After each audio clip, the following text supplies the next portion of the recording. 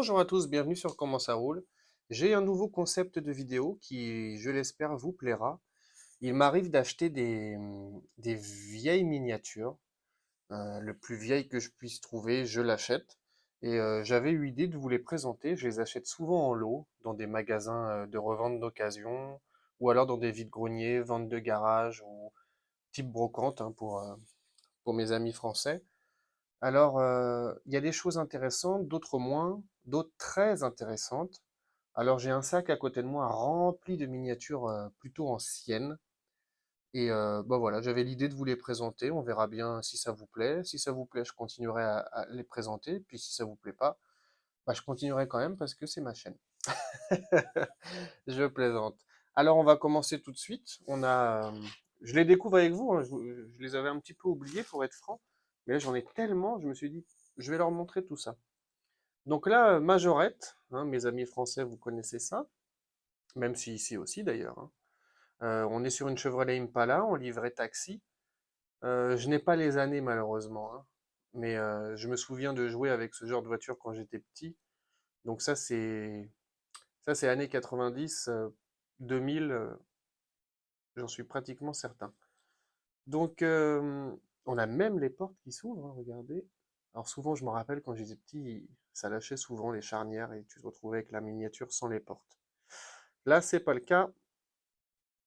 On va essayer de refermer sans la casser. Voilà, voilà, c'est un petit peu un jeu dangereux. Donc, livret taxi, comme je vous disais, avec le numéro de téléphone 444 4444, le numéro de la voiture 870, les prix à l'arrière. Voilà, vous voyez, 1 $, un tiers de miles, 20 centimes chaque additionnel. Après, vous avez le temps d'attente. Nanana. Voilà. Bah alors ça m'a toujours amusé quand j'étais petit, j'avais déjà l'œil. En fait, ce moule de Chevrolet Impala était également utilisé pour les véhicules de police. Et donc, ils ont gardé l'espèce de rampe sur le toit de police, malgré que ce soit un taxi. Bon, ils l'ont mis au orange pour que ça choque un peu moins, mais ils ont gardé l'intérieur bleu, un peu comme celle de la police. Mais bon, ça restait des jouets de très bonne facture. D'ailleurs, vous allez me dire, peut-être je suis un peu vieux jeu, mais il n'y a rien à dire, quoi. Tout est en métal, le châssis, et ça dure dans le temps. Pas sûr je vais en prendre une à côté, pas sûr qu'une Hot Wheels en plastique comme ça tienne aussi longtemps. En tout cas, à usage identique et intensif par un enfant. On a des belles jantes à point ici, et je peux vous dire que ça roule super bien, comparé à certaines Greenlight de nos jours où les roues sont complètement carrées. C'est épouvantable. Là, il y a aucun problème avec ça. L'arrière, l'Impala est très bien représenté avec ses 6 phares en tout, 3 de chaque côté. Le pare-choc est en métal, hein, inclus au châssis, on le voit ici. Devant, c'est très très beau ici, très très beau aussi, bien que les phares sont un petit peu petits pour être tout à fait franc. Voilà. En dessous, je vous parlais du châssis métal. On a le fabricant, Majorette, Chevrolet Impala, échelle 1,69, et à côté, on a le numéro 240 qui ne correspond pas au numéro de production, je pense, hein. C'est simplement le numéro de série de cette Impala. Voilà. Donc très jolie celle-ci. On va passer à cette Majorette encore avec châssis plastique, une Formule 1, voilà, numéro 238. On a des roues en plastique. En fait, tout est en plastique sauf la carrosserie, hein. On a un énorme aileron à l'arrière. Est-ce que je suis fan des Formule 1? Non. Mais pour être tout à fait franc, ce que vous voyez devant moi là, c'était un lot dans un sachet et je l'ai acheté juste pour lui. Je vais vous le présenter après. Donc Formule 1 très très légère, gris, rouge et bleu, numéro 2 ici. On a même le droit au volant avec le cockpit. Ok. Il n'y a pas grand chose à dire. Ça rappellera peut-être des souvenirs aux plus anciens d'entre nous. Ensuite, qu'est-ce que c'est que ça? un tracteur tout en métal, hein, très très lourd. Ok, la cabine. Qui est-ce qui fabriquait ça? Ah, ERTL, d'accord. Ok, ok, j'en ai quelques-unes, c'est de bonne facture normalement. C'est assez vieux ça, hein. C'est assez vieux. Je dirais les années 80, est-ce qu'on a le droit à un petit copyright avec l'année? Non. Fabriqué à Hong Kong, ok, ERTL, Dyersville, Iowa, USA. Ok. Bon, écoutez, un tracteur avec les roues qui ont pris cher, hein. L'essieu n'est plus vraiment droit. Les roues ne sont plus parallèles. Par contre, je remarque qu'on avait du débattement ici dans, dans l'essieu avant. Très très sympa. On a le droit à des autocollants qui malheureusement bah, se font un petit peu la malle hein, avec le temps. Je pense qu'il y avait marqué circuit. On a des chats. Est-ce que ça a été rajouté par l'enfant à l'époque? Ça se peut. Ça se peut. En tout cas, là, il manque un autocollant. On le voit, il a été déchiré. Là aussi, on a le droit à quelque chose sur la face avant. D'accord, ça doit censé représenter les phares et la marque du tracteur sûrement au milieu, les trois losanges orange, les trois triangles, pardon. Bon, bah écoutez, il n'y a pas grand chose à dire sur ce tracteur, mais bon, il fait partie du lot, donc je vous le présente. Voilà. Moi, je vous l'ai dit, quand c'est vieux, ça m'intéresse. C'est vieux. Mis à part les roues, il a l'air d'être complet. On a même le droit au volant dans la cabine, ce qui aurait pu se faire la malle avec les doigts d'enfant. Bah écoutez, non, tout y est. On a même le siège rouge encore. Très sympa. Voilà. Une petite vieillerie qui me fait plaisir.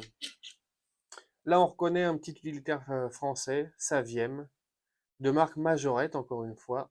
Celui-ci est fabriqué en France. Cocorico. On a un double essieu, camion en plateau. Vu les trous ici, je suis certain qu'il devait y avoir peut-être un plateau ou un container ou je ne sais quoi, une benne peut-être, mais elle n'y est plus. Les roues des majorettes caractéristiques, voilà, cette espèce de losange au milieu. Châssis plastique, ça je vous l'ai dit. La cabine, écoutez, le Saviem est bien reconnaissable, hein, il n'y a rien à dire. On a une grande cabine, un petit peu difficile de voir à travers. Voilà. Bon, on n'est pas sur des présentations très poussées, hein, mais je voulais juste partager ça avec vous. Ensuite, une plus grosse échelle hein, ici, hein, comparé à, vous voyez, on est sur une échelle un petit peu plus, j'allais dire petite, mais vous avez compris dans quel sens je voulais le dire, la voiture est plus grande. Donc on est sur du Majorette, encore une fois.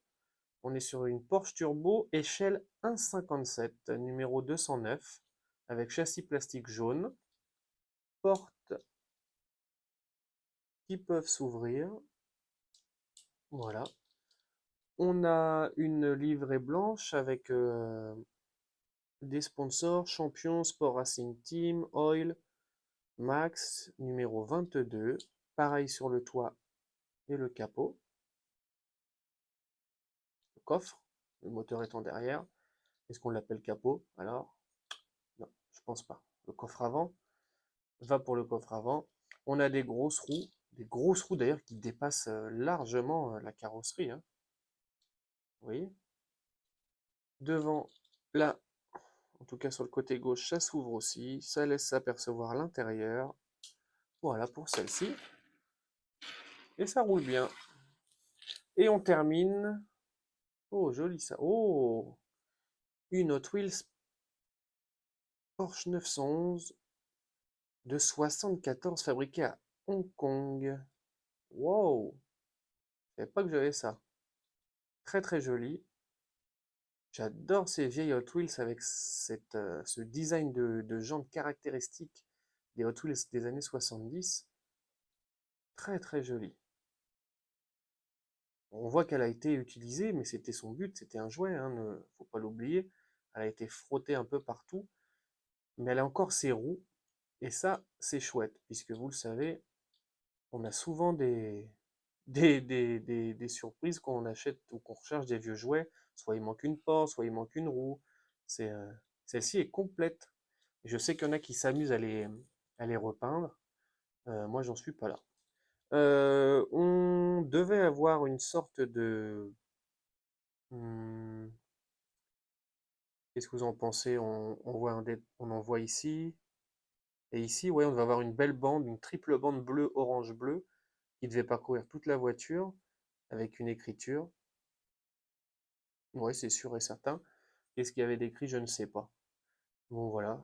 Bah écoutez, j'espère que cette petite Porsche Hot Wheels vous plaira. En tout cas, moi, je les découvre en même temps que vous, elle me plaît beaucoup. Et on finit par celui de prédilection, j'ai nommé le camion Tonka, tout en métal, tout est complet, il est en excellent état, on a même encore les stickers sur les portes, ce qui est d'ailleurs très très rare quand vous en trouvez un dans un état évidemment pas neuf, hein. Celui-ci on voit qu'il a été utilisé par des enfants à l'époque et il est encore complet. Même la benne est présente et elle fonctionne encore parfaitement. Alors pour la face avant, on est fan ou pas des Tonka. Il y en a plusieurs, moi je les adore. Voilà. Pourquoi? Parce que chez mon grand-père, je jouais beaucoup avec des Tonka qu'il avait, que j'ai maintenant, et c'est un petit peu, c'est plus sentimental qu'autre chose. Donc tout est en métal, la vitre est pas brisée, aucune des vitres ne sont brisées, même la vitre arrière ici. Euh, En tout cas, les enfants y ont pris soin, ou en tout cas ne l'ont pas, n'en ont pas abusé. Donc voilà pour cette petite présentation de vieillerie. Je vais continuer à en faire parce que ça m'amuse beaucoup et ça me permet de redécouvrir ma collection de vieilleries euh, à travers ces vidéos. Merci d'avoir regardé et puis on continue avec une prochaine vidéo très très vite. Merci.